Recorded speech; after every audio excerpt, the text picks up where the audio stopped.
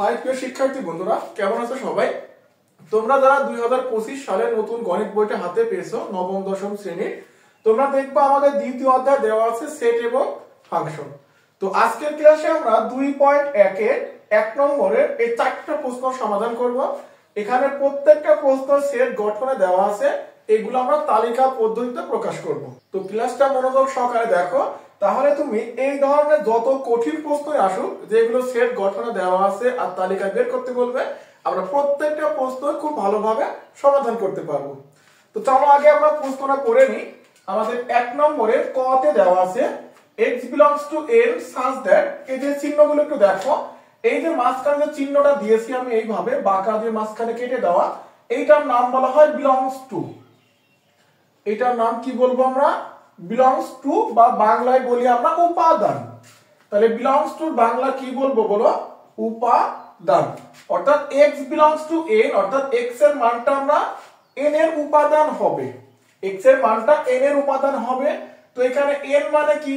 তো n মানে আমরা জানি n হচ্ছে আমাদের ন্যাচারাল নাম্বার। n কে কি বলি আমরা বলো? ন্যাচারাল নাম্বার বলি। তো ন্যাচারাল নাম্বার বা স্বাভাবিক সংখ্যার মান আমরা জানি 1 থেকে শুরু হয়, অর্থাৎ 1 2 3 4 এভাবে ডট ডট আমাদের অসীম পর্যন্ত চলতে থাকবে। দেখো, তুমি যদি এই প্রশ্নটা ভালো করে বুঝতেই না পারো, তাহলে তুমি কখনোই উত্তর করতে পারবে না। আর এই প্রশ্নটা বোঝার জন্য তোমার প্রত্যেকটা বিষয়ে প্রত্যেকটা নামের পূর্ণাঙ্গ ধারণা থাকা দরকার। তাহলে আমি আবার রিপিট করতেছি।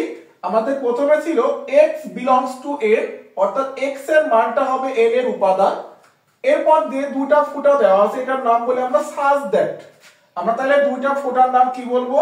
such that, বা এটাকে বাংলায় বলি আমরা যেন।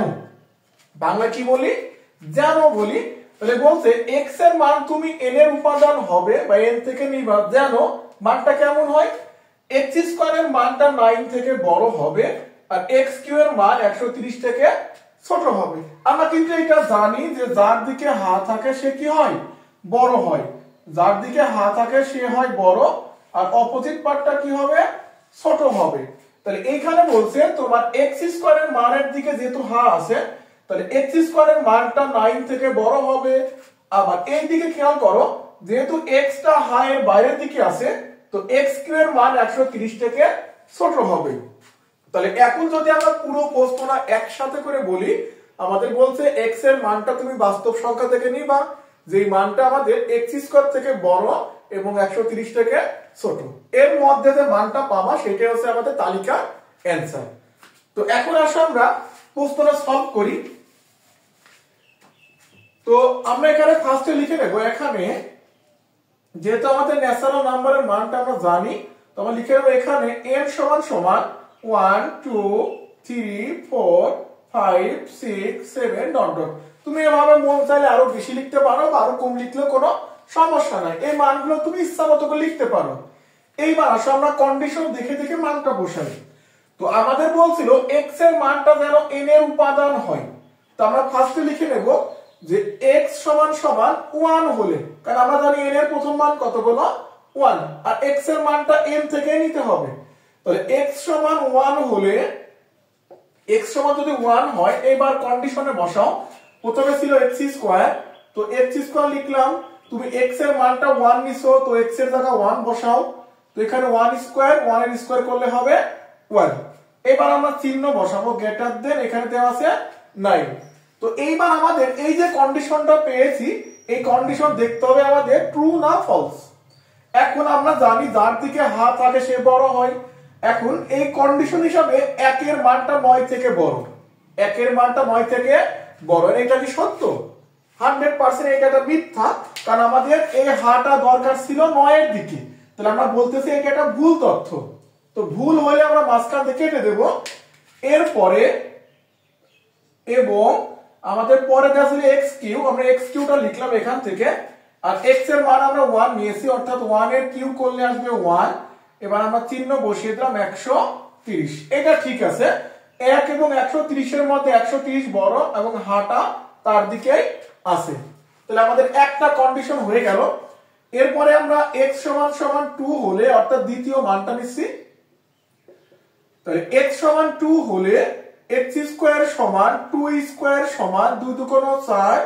এটাও দেখো একটা ভুল তথ্য, কারণ এখানে 9 বড় বাট হা আছে পরের দিকে, তো এটা মাঝখান দিয়ে কেটে দেব। এবং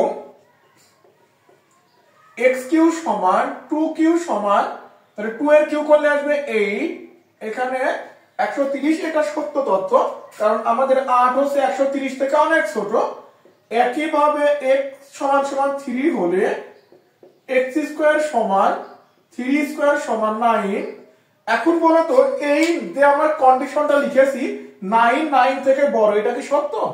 না, আমরা জানি 9টা হচ্ছে 9 এর সমান, বাট এখানে বলছে 9 9 থেকে বড়, তো এটা তো 100% একটা রং ইনফরমেশন।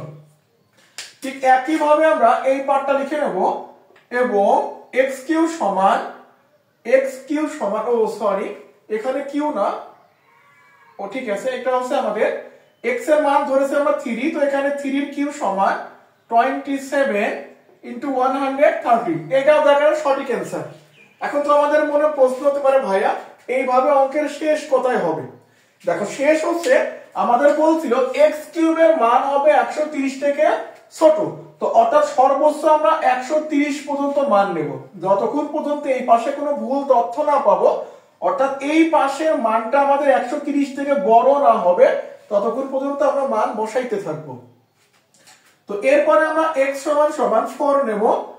x সমান 4 হলে x স্কয়ার সমান 4 স্কয়ার সমান, এইবার দেখো এই 16 কিন্তু 9 থেকে বড়, ভালো করে বুঝো, এখানে এই 16টা কি 9 থেকে বড়, তো এটা একটা সঠিক তথ্য।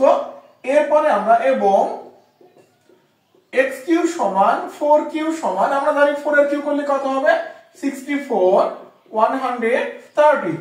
এ দেখো, এই তথ্যটা কিন্তু আমাদের সঠিক আছে। তো এরপর যদি x সমান 5 হলে, তো আমরা জানি 5 এর স্কয়ার করলে কত আসবে 25, আর এটা আমাদের 9, এটা একটা সঠিক তথ্য।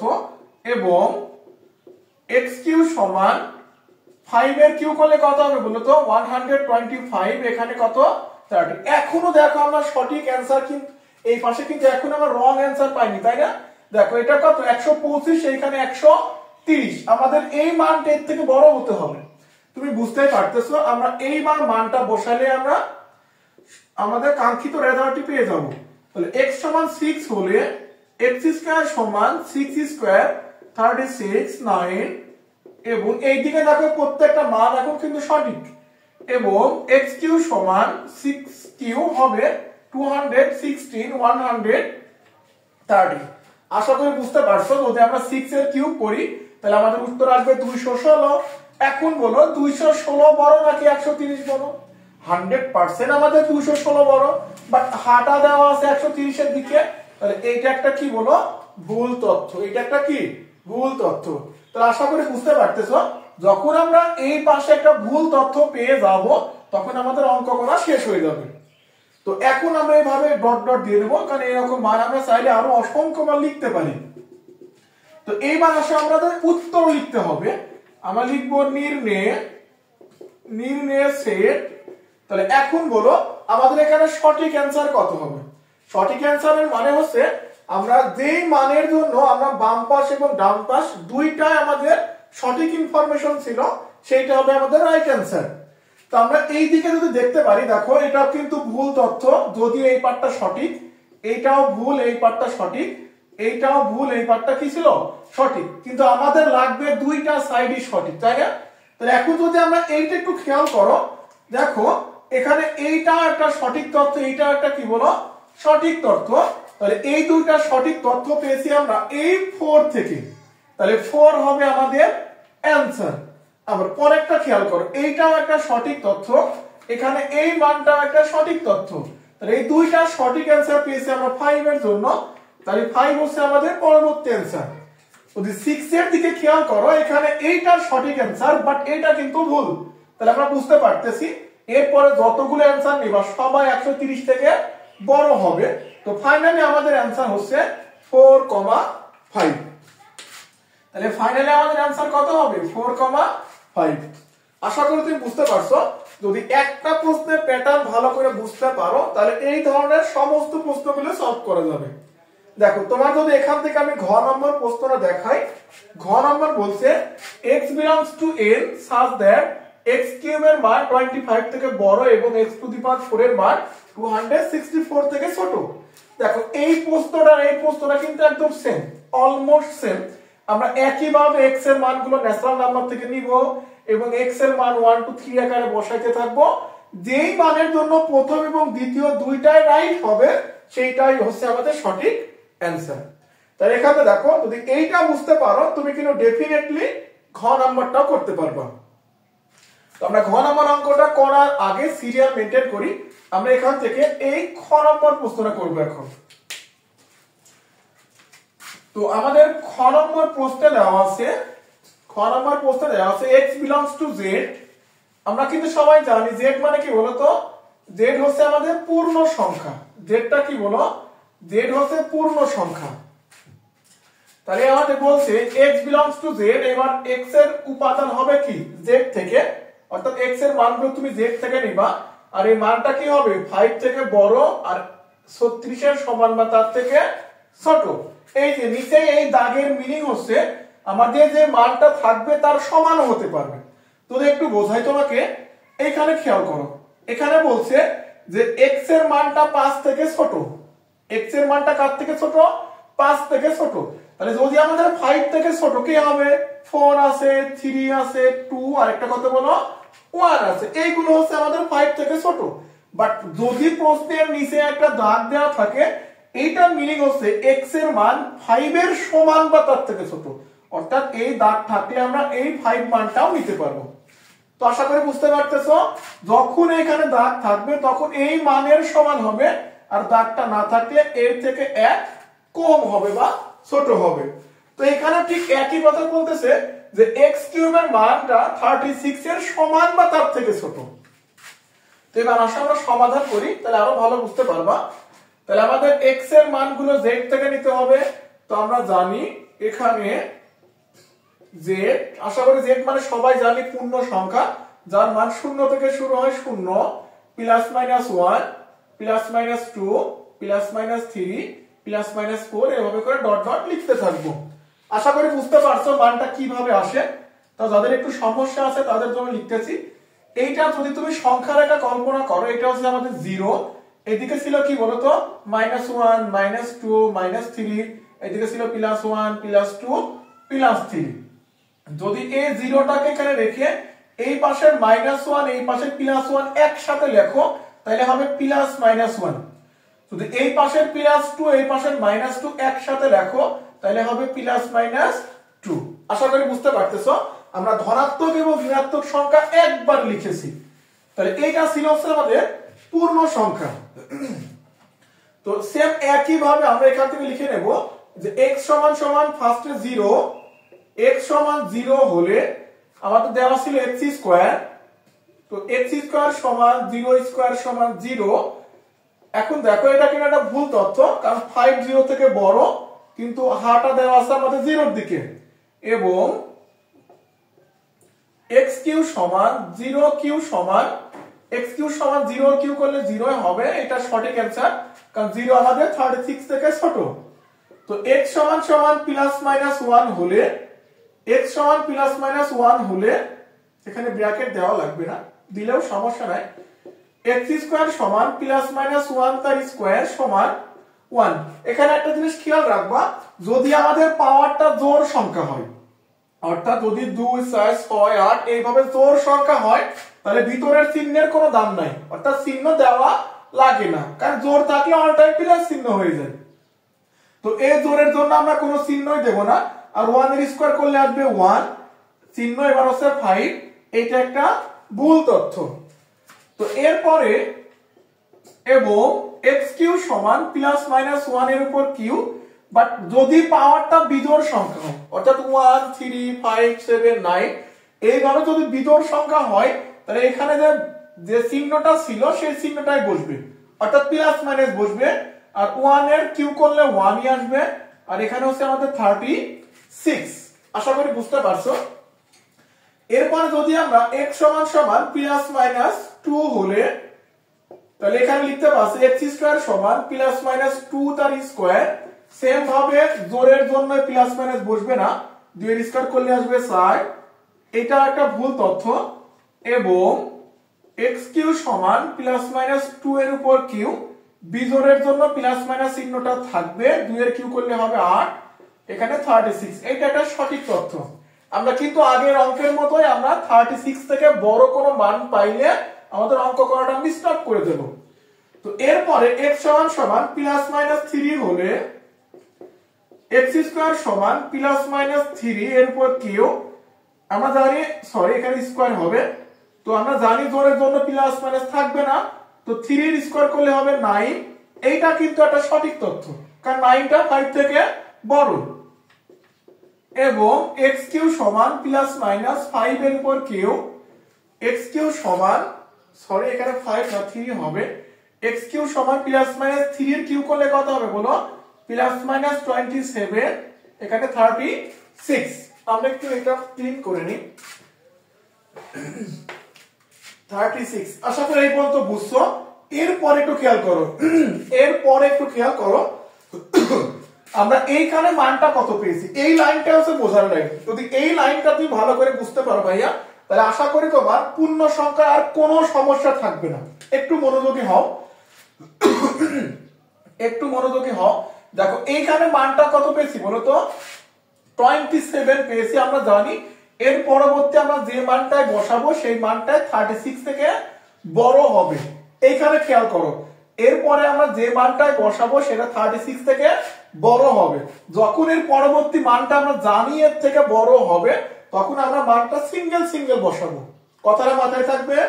যখন আমরা বুঝতে পারছি যে যখন এখানে 4 বসাবো অ্যান্সার আমাদের 64 আসবে, তো এটা ডেফিনেটলি 36 থেকে বড়, তো তখন আমরা মানটা সিঙ্গেল নেব।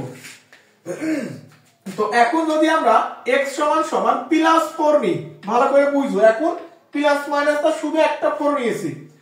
x সমান প্লাস মাইনাস 4 না, শুধু 4 হলে x স্কয়ার সমান 4 স্কয়ার সমান, এখানে এটা সঠিক অ্যান্সার। এবং x কিউ সমান 4 কিউ সমান, এটা হচ্ছে আমাদের 64, এটা 36। এখন বলো, এই যে আমরা প্লাস মানটা নিয়ে এখানে মানটা পেয়েছি, এটা সঠিক না ভুল? এটা অবশ্যই ভুল, কারণ আমরা জানি 64 36 থেকে বড়, বাট ওরা বলতেছে যে তোমার এখানে 36টা বড়, তাহলে হাটা হওয়া দরকার ছিল এইদিকে, তাহলে এইটা একটা ভুল তথ্য। এইবার তুমি একটু খেয়াল করো, যদি x সমান -4 নাও, আমরা এইবার কি নিয়েছি, -4 নিয়েছি। x সমান -4 হলে x স্কয়ার সমান -4 এর স্কয়ার, এখানেও 16 আসবে, কোনো সমস্যা নাই, কারণ আমরা জানি জোড় থাকলে চিহ্নের কোনো দাম নাই, মানে প্লাস চিহ্ন হয়ে যাবে। এবং x কিউ সমান, এখানে যদি -4 এর কিউ করো তাহলে আমরা জানি উত্তর হবে -64, -4 এর কিউ করলে কত হবে, -64 হবে, আর এখানে আমাদের দেওয়া ছিল 36। এখন তুমি একটু ভেবে চিন্তে বলো, এই যে তুমি মানটা লিখলা এটা সত্য না মিথ্যা বলো তো? আমরা জানি -64 আমাদের 36 থেকে অনেক ছোট, -64টা 36 থেকে অনেক ছোট। তাহলে একটা জিনিস খেয়াল করো, যখন আমরা এই 3 এর পর থেকে কোনো মানটা নিতেছি, এখানে দেখো যখন কোনো মান নিচ্ছি তখন প্লাস মানের জন্য এই পাঁচটা সঠিক, এই পাঁচটা ভুল, বাট মাইনাসের জন্য এই পাঁচটা কি সঠিক। আমি আবার বলতেছি, এখানে +4 এর জন্য এই পাঁচটা ভুল, বাট -4 এর জন্য এই পাঁচটা কি সঠিক। ঠিক একই ভাবে যখন তুমি x এর মানটা এখানে +5 বসাতা, তখন কিন্তু এই পাঁচটা ভুল হতো, বাট যখন তুমি x এর জায়গা -5 বসাতা, তখন কিন্তু এই পাঁচটা সঠিক অ্যান্সার হতো। আশা করি বুঝতেছো। ঠিক একই ভাবে +6 এর জন্য ভুল, বাট -6 এর জন্য সঠিক। তাহলে এইটা তো আমাদের এত লেখা লাগবে না, তাহলে আমরা এখানে বুঝতে পারতেছি যে এর পরবর্তী সমস্ত মাইনাসের জন্য সঠিক, কিন্তু সমস্ত প্লাসের জন্য ভুল। তাহলে আমরা সঠিক অ্যান্সার কোনগুলো নেব? তাহলে আমরা এখানে লিখতে পারি, সুতরাং নির্ণয় সেট। তাহলে আমাদের নির্ণয় সেট কত হবে একটু খেয়াল করো, আগের থেকে এই দিক থেকে দেখি। এখানে দেখো এইটাও সঠিক অ্যান্সার, এইটাও সঠিক, এখানে এইটাও সঠিক, এখানে দুইটাই সঠিক, ভালো করে বুঝো, এইটাও সঠিক এটাও সঠিক। তো এখানে আসবে +3 এবং -3, আমরা +3 লিখলাম, এরপর একটা -3 লিখলাম, এরপর একটা আসো, এখানে +4 এর জন্য কি এইটা সঠিক, বাট এইটা ভুল, +4 হবে না। বাট -4 এর জন্য প্রথমটাও সঠিক, দ্বিতীয়টাও সঠিক, প্রথমটাও সঠিক, দ্বিতীয়টাও সঠিক, তাহলে এখানে -4টা আসবে। তুমি বুঝতেই পারতেছো।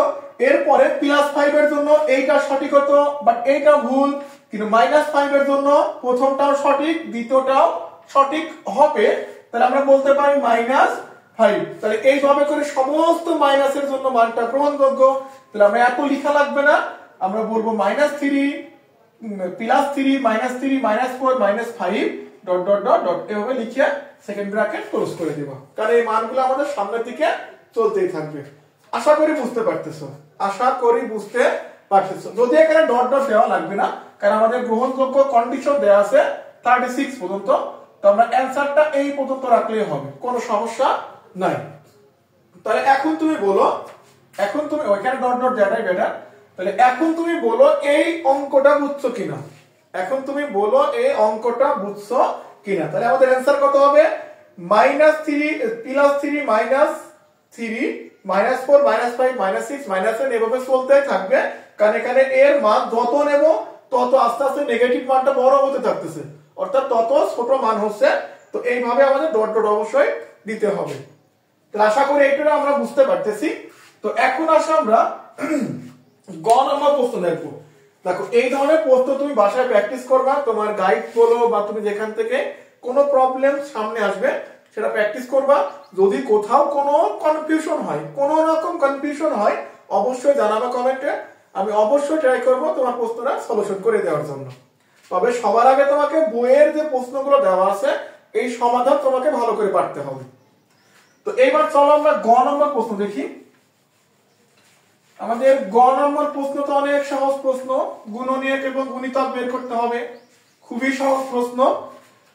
আমাদের বলছে যে x belongs to n, অর্থাৎ x এর মানটা আমরা n থেকে নেব, বাট x টা কি হবে বলো? আমাদের 36 এর গুণনীয়ক। 36 এর কি বলো? গুণনীয়ক। তো গুণনীয়ক মানে কি তো অলমোস্ট আমরা সবাই জানি।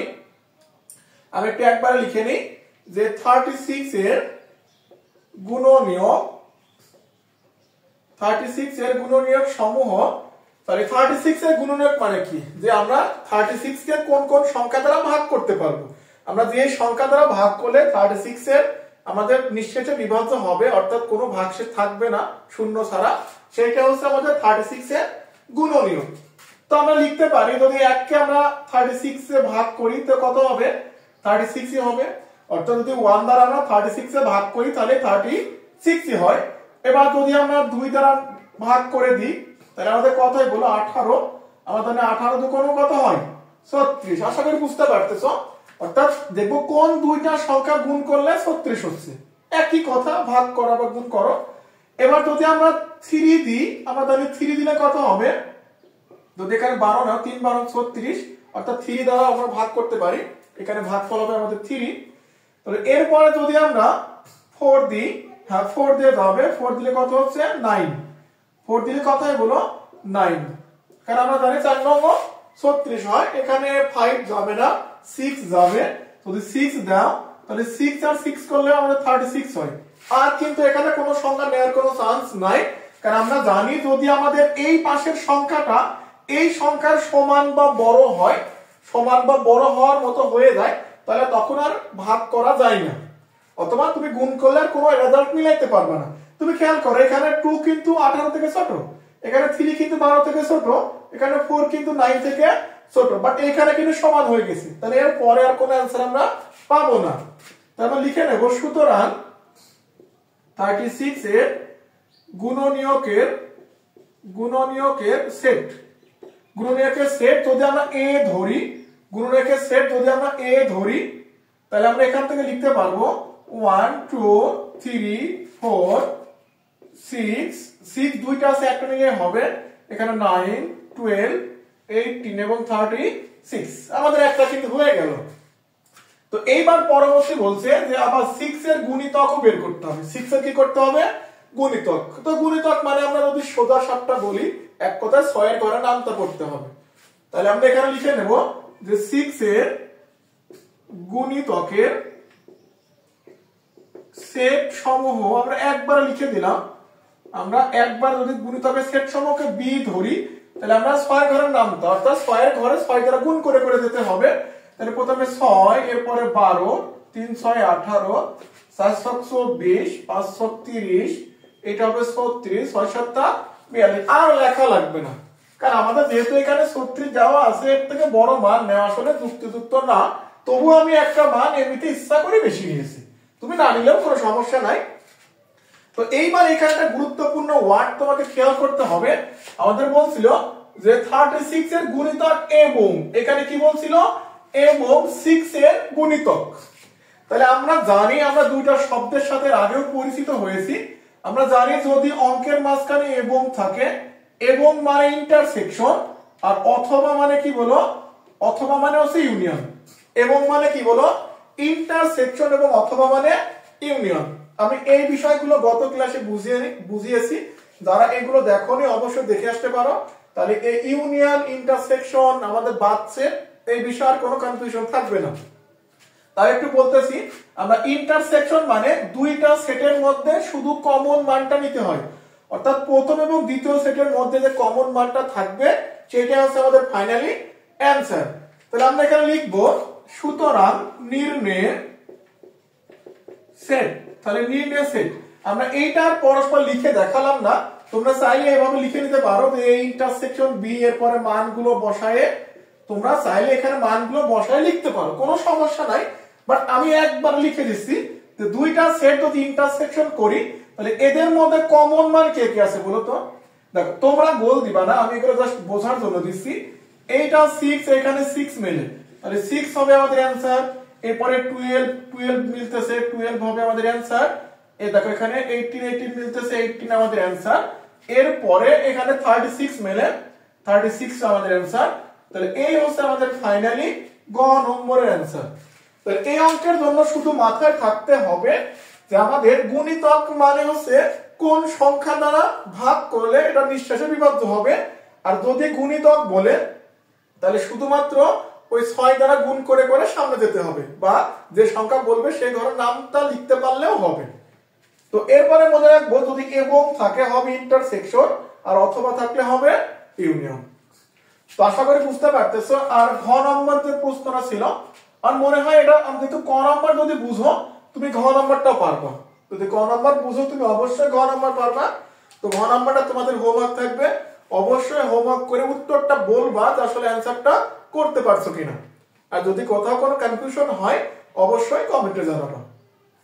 তো আজকের ক্লাস আমরা এখানে শেষ করতেছি। এতক্ষণ আমাদের সাথে থাকার জন্য ধন্যবাদ। আমরা পরবর্তী ক্লাসে আমরা কিন্তু এই অধ্যায়ে 2, 3 এই প্রশ্নগুলো আপলোড দিয়েছি। তো পরবর্তী ক্লাসে আমরা 4, 5 ধারাবাহিকভাবে এগুলো শেষ করব। আর যারা 2.2 দেখোনি তারা 2.2 দেখে আসতে পারো। আমরা একটা লেকচারের মধ্যে 2.2 এর সমস্ত অঙ্কগুলো করে দিয়েছি খুব সুন্দরভাবে। তো সবাইকে ধন্যবাদ। আজকের মতো এখানে শেষ করছি। আল্লাহ হাফেজ।